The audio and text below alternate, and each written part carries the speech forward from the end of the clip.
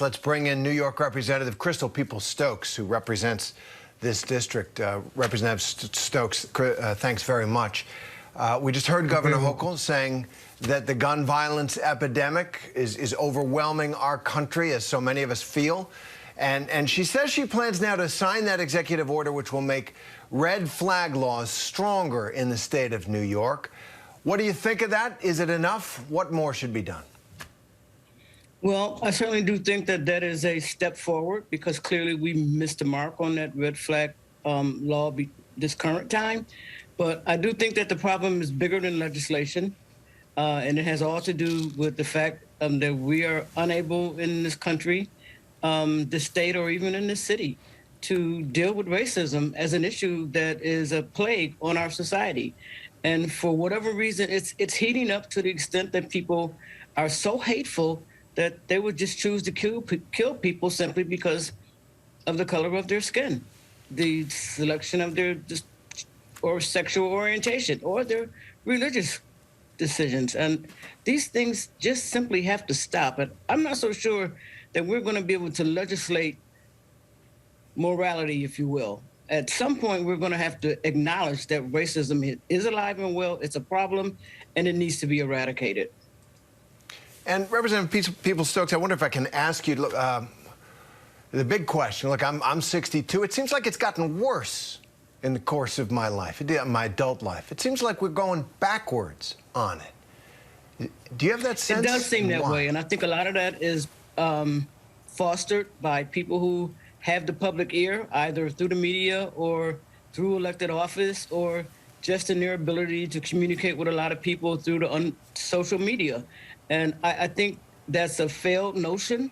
It's not going to allow this country to grow as it should. In fact, it's probably going to end up imploding the country on all of us. So this great experiment of democracy is going to die because people refuse to acknowledge their racial beliefs and change them. Do I think it's possible to do that? I do. I think it's difficult, but I think it is possible. And that is my concern. I think that's what we have to focus on. And it has to happen at every level, by the way. It can't just be around the issue of guns. It has to be at every level. We have to deal with racism in the school systems, racism in every service that governments deliver. From a policy perspective, most of the policies that have come out of this country over the years have been delivered from a racial lens. And those sort of things, I think, are where the solution is. So much work to be done. And this happened, as I said, this terrible mass killing, this massacre in your district. So how is the community doing, and what you've been hearing from those who are affected by the tragedy? We are still in a lot of pain. This is a very difficult thing to deal with. This is a market that was a struggle to get there, ideally because of racism. I mean, the company did not want to locate a store directly in a community that serves Black people. It was a challenge to get that done. We were able to get it done, and it's become a community hub. People come there sometimes every day, even if they don't need to buy groceries, because they see people that they know, they communicate with the folks that work there, and they communicate with the people who shop there. So it's a big loss of life. It's a big loss of hope, and it's also a big loss of trust. In a criminal justice system, that's supposed to treat everybody the same way, and it actually does not do that. And we've got a long way to go for healing. There are a ton of people across America and across New York that are offering support, and for that we are grateful.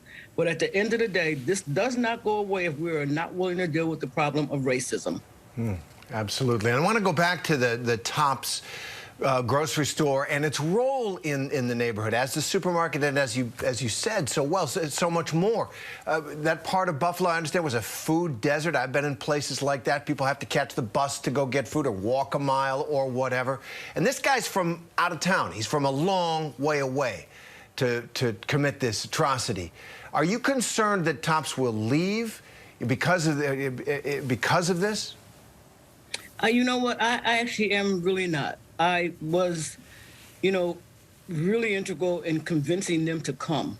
I remember the day when the guy who owned Tops told me that they would never come to Jefferson Avenue. Well, that wasn't true. They are on Jefferson Avenue. And I think it's going to take some time for the crime scene to be fully investigated and for Tops to get itself back together. It's going to be a lot of work to pull that store back together. But I trust that they will be back. And there are some people who are mortified at the thought of ever going in that store again, and they've told me that. I don't think I can go in there again. But then there are a lot of us, including myself, who lives around the corner from the store, and I look forward to the day when I can walk back into that store and buy the groceries that I need for me and my family. So I believe they'll stay. Absolutely, and I certainly hope so because of what it means. Representative Crystal Peoples-Stokes of Buffalo, thank you very much for being with us and telling us about the community and about the impact and about the healing to come. Thanks very much. It's my pleasure. Thank you, sir. You have a great day and stay safe. You too. Hi, everyone. George Stephanopoulos here. Thanks for checking out the ABC News YouTube channel. If you'd like to get more videos, show highlights, and watch live event coverage, click on the right over here to subscribe to our channel. And don't forget to download the ABC News app for breaking news alerts. Thanks for watching.